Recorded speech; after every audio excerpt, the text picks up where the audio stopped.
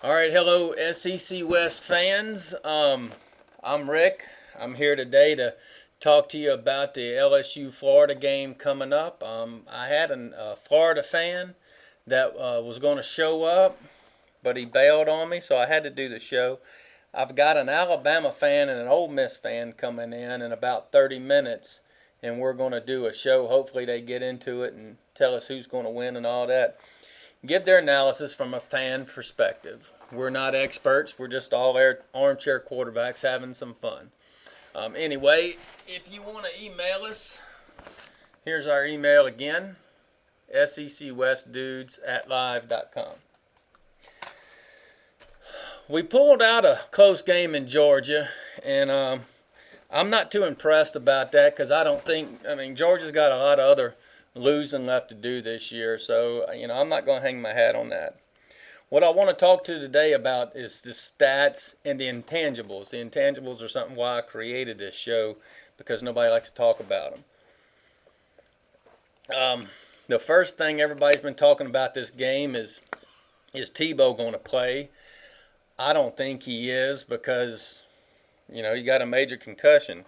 But if he does or not, Urban Meyer's had 2 weeks to get Brantley ready to play, and Brant's a hell of a good quarterback. He's a redshirt sophomore, and he's going to have 2 outstanding years at Florida and carry on their tradition. So I don't think it matters. I don't think if Brantley's the starter and playing the whole game, that automatically means LSU's going to win, because Florida's got a hell of a good defense. So it doesn't really matter who's playing quarterback or who isn't. LSU's won the last 3 at home against Florida. LSU's won 32 straight night games. God, I don't know what that means, but it's a pretty good statistic. I'm fired up for a night game. As far as LSU goes, it looks like the Tigers are getting better week in and week out, but the stats are telling us otherwise. Particularly, our defensive stats on third downs, we're last in that in stopping opponents on third downs. Florida's number one, of course. Sacks, we're last, ranked 12th in sacks. So, even if Tebow can play, it's not like LSU's going to hit him much anyway. Basically, Florida's number one in every ranking, and we're pretty much down below the bottom in most SEC rankings. But, every week we're getting better and better. I've seen a lot of improvement from this team. But our third down consistency is hell. In Tennessee, they used to call it third and Chavis. So if we can improve that, then there's not going to be any way. So basically, I can talk all the stats I want. I got a big list of them here. But basically, we can go ahead and say it now. Statistically wise, Florida's got us every way, shape, form, and everything else. They're much better than us in every aspect of the game. I'll take our roster. We've got a hell of a talented roster, and I don't know why they can't seem to get it together, but they haven't. But they've shown improvement week in and week out. Both these teams, Florida and LSU, hadn't really played anybody. Florida's played Tennessee. LSU's played Georgia. That's their marquee wins, and both of them were less than impressive. Florida wasn't that impressive against Tennessee, and neither was LSU this past week.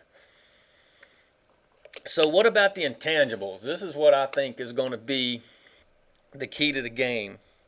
The first intangible is just like last week.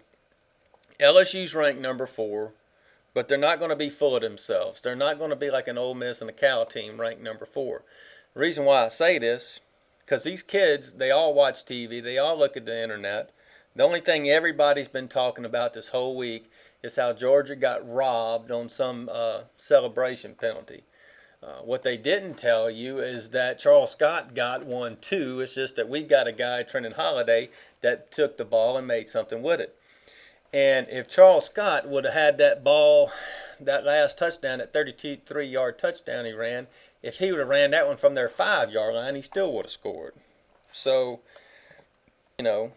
So they didn't get a big dose of everybody telling them how great a win it was at Georgia. All everybody keeps saying was that how Georgia got robbed. And that plays into our favor. Again, second straight week, we're number 4 team and we're not full of ourselves. Number 2, the offensive line against Georgia was disgraced pretty much. Yeah, they had a lot of kids throwing up, and some we had to put 2 reserves in, and something about stomach flus and all this. But basically, especially in that third quarter, the offensive line got pushed around. And I think the offensive line for this game and this week in practice is going to get called out. And I think you're going to see a much improved play from those guys. If not, with Florida's defense, it's going to be a hell of a long night.